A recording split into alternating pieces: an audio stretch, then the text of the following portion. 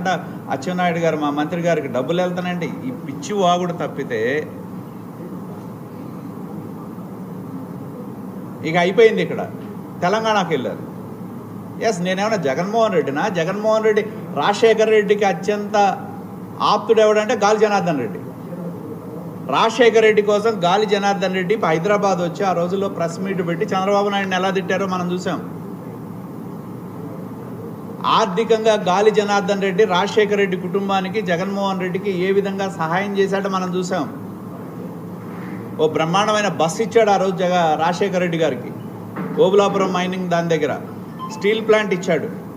అటువంటి గాలి జనార్దన్ రెడ్డి అరెస్ట్ అయితే ది గ్రేట్ జగన్మోహన్ రెడ్డి ఆయన ఎవరో నాకు తెలియదని చెప్పాడు. అది జగన్మోహన్ రెడ్డి నైజం. వాళ్ళ డబ్బులు కావాలి, వాళ్ళ పరపతి కావాలి, వాళ్ళ దగ్గర నుంచి ఆదాయం డబ్బులు తీసుకొని తన పారిశ్రామిక సామ్రాజ్యం ఎదగాలి, అన్ని ఫెసిలిటీస్ కావాలి. ఆయన అరెస్ట్ అయినప్పుడు ఆయన ఎవరో తెలుసంటే నాకు తెలియదు అన్నాడు. ఎస్, నేను చెప్పా, రేవంత్ రెడ్డి నాకు మిత్రుడు, తెలుగుదేశం పార్టీలో ఉన్నప్పుడు కలిసి పనిచేసాం, తప్పేంటి దానిలో? వస్తాడు మిత్రుడుగా, పెళ్ళికి వస్తాడు, తప్పేంటి? దాన్ని కూడా తీసుకొచ్చి వాళ్ళ ఆంధ్ర అయిపోయింది తెలంగాణకు తీసుకెళ్ళాడు. అది వాళ్ళ నైజం. కాబట్టి నేను చెప్పేది ఏంటంటే, మీరు ఎన్ని అసత్య ప్రచారాలు చేసినా నిజం నిప్పు లాంటిది, ఆ నిప్పులో మీరు కాలిపోతారని చెప్పి కూడా నేను తెలియజేస్తా ఉన్నా. అదేమంటే మేమేదో గొప్ప విజయం సాధించామని సంబరాలు చేసుకుంటున్నారు. ఇది వాళ్ళ దగ్గర కూడా ఉన్న రిపోర్టు. దీనిలో ఎవరెవరు ఏదైతే వాళ్ళు క్లెయిమ్ చేశారో మొత్తం 31 ఎకరాలు మొత్తం వాళ్ళు క్లెయిమ్ చేసింది ఏది, దానిలో ఉన్న మొక్కజొన్నలు మాయని చెప్పి, ఇది అధికారికమైన రిపోర్టు. దానిలో ఏదైతే వాళ్ళు రైతుల పేర్లు ఎవరి దగ్గర అయితే మేము లీజుకు తీసుకున్నామో, మేము సాగు చేస్తున్నామని చెప్పేది దానిలో అసలు 17 ఎకరాలకి లెక్కలే పొంతం లేదు, పేర్లే పొంతం లేదు. ఆ పొలాల్లో కౌలు కార్డులు వేరే వాళ్ళ పేరు మీద ఉన్నాయి. మీకు కూడా వివరాలు ఇస్తాం. కొంతమంది పాప్కార్న్ వేసి అమ్ముకున్నారు, కొంతమంది అసలు మొక్కజొన్న కాదు తెల్లజొన్న వేశారు, జోవార్ వేశారు. వీళ్ళందరినీ బినామీ పేర్లన్నీ తెచ్చి రైతులు మేము వేసామని చెప్పి ఇచ్చిన దానిలో కఠినమైన వాస్తవాలు కళ్ళ ముందు ఉన్నా కూడా బుకాయించుకునే నైజం ఎవరికంటే ఒక్క వైకాపా నాయకులకే ఉంటుంది, ఇంకెవరికి ఉండదు. ఆ చాకచక్యం కానీ అబద్ధాలను కూడా బల్లగుద్ది దబాయించే నైజం ఎవరంటే వైకాపా నాయకులకి. అదేవిధంగా స్పష్టంగా రిలీజ్ ఆర్డర్ ఇచ్చారు. రిలీజ్ ఆర్డర్లో ఏం పేర్కొన్నారు? 31 ఎకరాలు వీళ్ళు ఏదైతే 5 రైతులు మేము కౌలుకు తీసుకున్నామని ఇంకోటి దగ్గర తీసుకున్నామని చెప్పిన భూములు, దానిలో 17 ఎకరాలు మాత్రమే సరిపోయింది. మిగతా 14 ఎకరాల 46 సెంట్లకి వాళ్ళ పేర్లు కావు.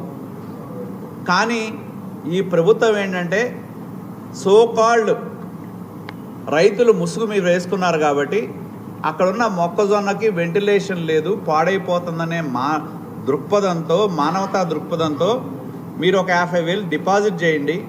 ఈ రైతుల వివరాలు అసమగ్రంగా ఉన్నాయి, ఫర్దర్ ఎంక్వైరీ జరుగుద్ది. ఆ ఎంక్వైరీలో కనుక చేస్తే మళ్ళీ గోడౌన్ని స్వాధీనం చేసుకుంటామని ఉత్తర్వులు ఇచ్చి రిలీజ్ చేశారు. మరి ఈ లెక్కలు ఎవరైతే, ఈ దొంగ లెక్కలు ఎవరు ఇచ్చింది మీరే కదా. కానీ ఈ ప్రభుత్వానికి మీరు అనుకున్న దృక్పథం, రైతు దృక్పథమో, మానవతా దృక్పథమో, ఇంకొకటో లేకపోతే ప్రభుత్వ యంత్రాంగం ఎందుకు రిలీజ్ చేస్తుంది? దీన్ని కూడా వాళ్ళు ఒక గొప్ప విజయంగా చెప్పుకుంటారు. ఇవన్నీ కూడా మీకు ఇస్తాం, ఈ వాస్తవాలు.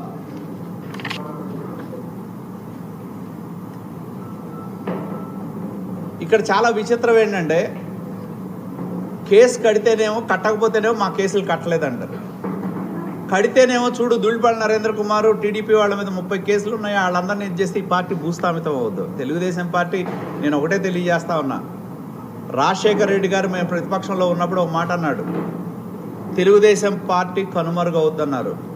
కానీ తెలుగుదేశం పార్టీ ఒక కెరటం లాంటిది, పడతా ఉంటుంది, లేస్తూ ఉంటుంది. తర్వాత కూడా 14-19లో అధికారంలోకి వచ్చాం. 19-24లో మీ యొక్క కేసులు పెట్టి వేధించినా కూడా తిరిగి 24లో మేము అధికారంలోకి రావడం జరిగింది. కాబట్టి ధూళిపాళ్ల కుటుంబం ఆ నియోజకవర్గానికి ప్రజల గుండెల్లో ఉన్న కుటుంబం అని చెప్పి తెలియజేస్తా ఉన్నా. నీలాంటి కుహనా రాజకీయవాదులు ఎన్ని ఆరోపణలు చేసినా ఆ నియోజకవర్గంలో ఉన్న ప్రజలకు తెలుసు. కాబట్టి అక్కడ నువ్వు చేసే ఆరోపణల వల్ల ఒక్క ఇంచు కూడా అటు జరగదు. కానీ కేవలం ఏంటంటే ఇవాళ మీ యొక్క రాజకీయపరమైన దీనికోసమే ఇవాళ మహిళల్ని వాళ్ళందరినీ కూడా ముందుకు తెచ్చి ఇది చేస్తూ ఉన్నారని చెప్పి నేను తెలియజేస్తా ఉన్నా. ఆయన ఇంకో మాట చెప్తా ఉన్నారు, జగన్ స్ఫూర్తి అంట ఆయనకి. జగన్ స్ఫూర్తి అంటే జగన్ అరాచకం స్ఫూర్తి ఆయనకి, జగన్ దోపిడీ స్ఫూర్తి, జగన్ ఎట్లా అయితే తల్లిని చెల్లిని బయటికి నెట్టాడో అది ఆయనకి స్ఫూర్తి. దాన్ని స్ఫూర్తిగా తీసుకొని ఆయన కూడా ఇంట్లో వాళ్ళని బయటికి నెడతాడు. జగన్మోహన్ రెడ్డికి ఎన్ని వేల కోట్లున్నా సంపాదన మీద మోజు, ఇది ఆయనకుంది. అబద్ధాన్ని కళ్ళార్పకుండా బల్లగుద్ది నిజమని చెప్పే శక్తి జగన్మోహన్ రెడ్డికి ఉంది. అదే నైజం అంబటి మురళికి ఉంది. అదేదో సామెత,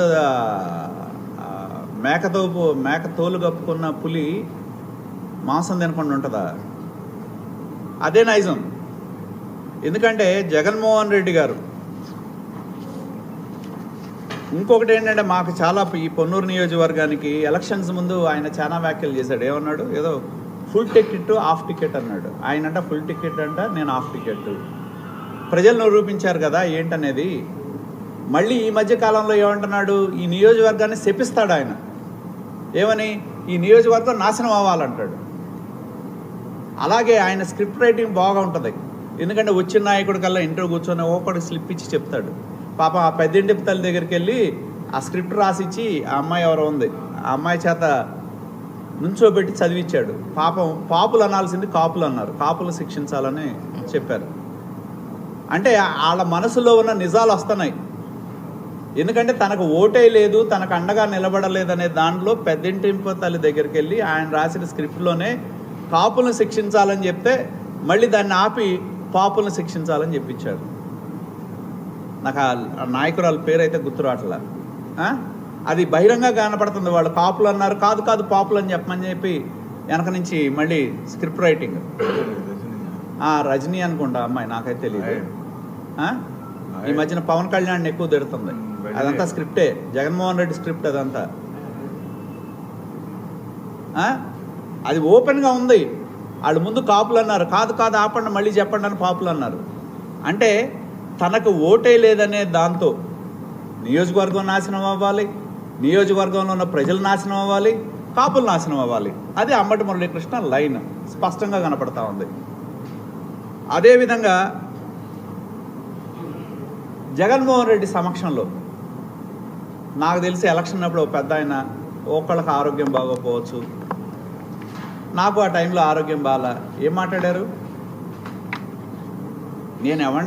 నేను సిద్ధాంతపరమైన పోరాటం చేసేవాడిని కానీ ఎవడ వ్యక్తిగత విషయాలకు వెళ్ళేవాడిని కాదు. ఆ నాయకుడు పార్టీ మారచ్చు, కానీ జగన్మోహన్ రెడ్డి సమక్షంలో ఎన్నికల సందర్భంలో ఏం మాట్లాడారని చెప్పి నేను అడుగుతా ఉన్నా. ఒక్కసారి గుర్తుంచుకోవాల్సిన అవసరం ఉంది. ఎందుకంటే ఈ వ్యాఖ్యలు మీరు మాట్లాడండి, నేను కాదు. కాపులు నాశనం అయిపోవాలని స్క్రిప్ట్ మీదే నియోజక